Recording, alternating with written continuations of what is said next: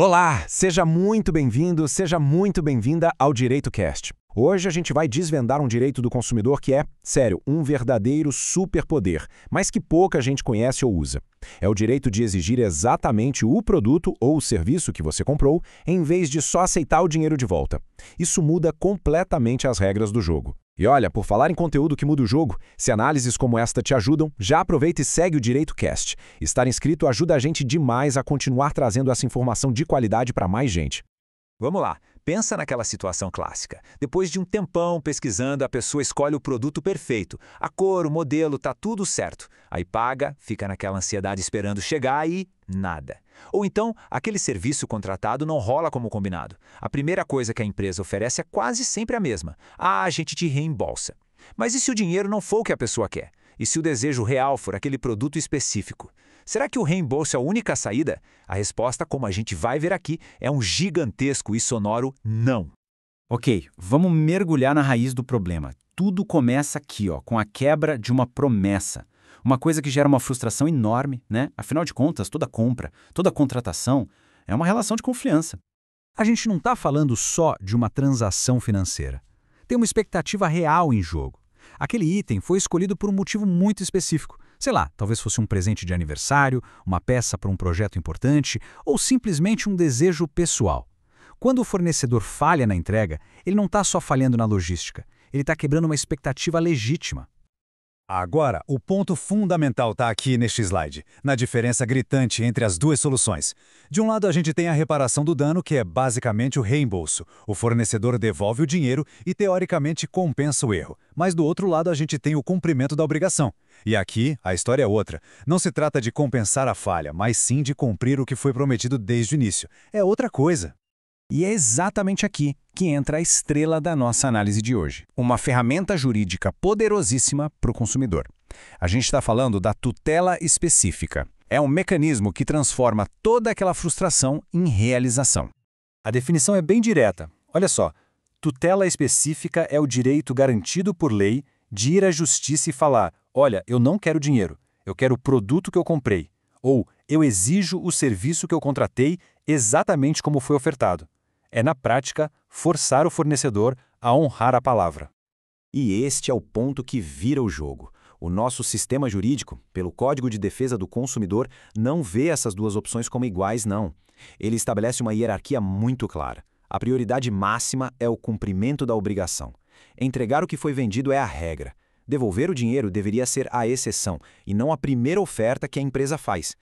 E essa força toda não é só uma ideia bonita, tá? Ela está escrita com todas as letras na lei que protege as relações de consumo no Brasil. Vamos dar uma olhada no que diz o famoso artigo 84 do Código de Defesa do Consumidor. Essa citação ilustra brilhantemente o poder do qual a gente está falando. Repare que a lei não diz que o juiz pode conceder. Ela afirma que ele concederá. É uma ordem, é um comando. O papel do juiz é garantir que o consumidor tenha, na prática, o mesmíssimo resultado que teria se o contrato tivesse sido cumprido perfeitamente desde o começo. Mas claro, a lei é razoável. Existem duas situações em que a conversão em dinheiro é a saída. A primeira é fundamental, se o próprio consumidor optar por isso. A escolha final é de quem compra. Ponto. A segunda é por uma questão de lógica pura, se o cumprimento se tornou impossível. Pensa, por exemplo, numa obra de arte única que foi comprada e, infelizmente, destruída. Aí não tem como o fornecedor entregar o que prometeu, né? Certo, mas como é que a justiça faz isso acontecer no mundo real? A lei não dá apenas o direito, ela também entrega as ferramentas para que ele seja respeitado. E é um verdadeiro arsenal para forçar o cumprimento. Aliás, falando em ferramentas, se essa análise está te ajudando a entender melhor seus direitos, que tal compartilhar? Manda para aquela pessoa que já passou um perrengue parecido. E não esquece de seguir o Direito Cast no YouTube, TikTok e Spotify em áudio e vídeo, para não perder nada. A ferramenta principal são as astreintes, que nome chique, né? É um termo que vem do direito francês e, na prática, é uma multa diária. O juiz define um valor que o fornecedor vai ter que pagar por cada dia de atraso. E o detalhe mais legal, esse dinheiro da multa vai para o bolso do consumidor. É uma pressão financeira direta e muito, muito eficaz. Imagina só o impacto disso. o juiz determina uma multa de R$ 1.000 por dia. Se a empresa demora, sei lá, 20 dias para finalmente entregar o produto, ela já acumulou uma dívida de R$ 20 mil com o consumidor. É uma forma bem clara de mostrar que desobedecer uma ordem judicial custa, literalmente, muito caro. E a coisa não para por aí, não. O parágrafo 5º desse mesmo artigo 84 dá ao juiz ainda mais poder de ação. Ele pode determinar a busca e apreensão do produto lá no estoque da empresa, ordenar o desfazimento de um serviço mal feito e, em casos extremos, até requisitar força policial.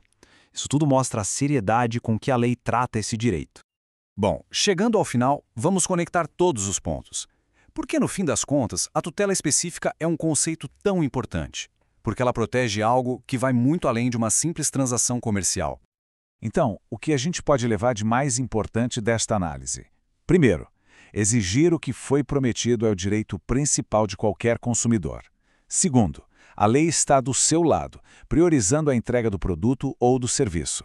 E terceiro, caso o fornecedor resista, a justiça tem um arsenal poderoso para fazer valer esse direito. No fim das contas, a grande mensagem é esta. O direito do consumidor não é só sobre ser ressarcido. É sobre ter as próprias escolhas respeitadas e as expectativas realizadas. É o poder de afirmar: eu quero exatamente aquilo que eu comprei. Muito obrigado pela companhia nessa análise. Para mais conteúdo assim, você já sabe. Siga o DireitoCast no YouTube, TikTok e no Spotify. Até a próxima.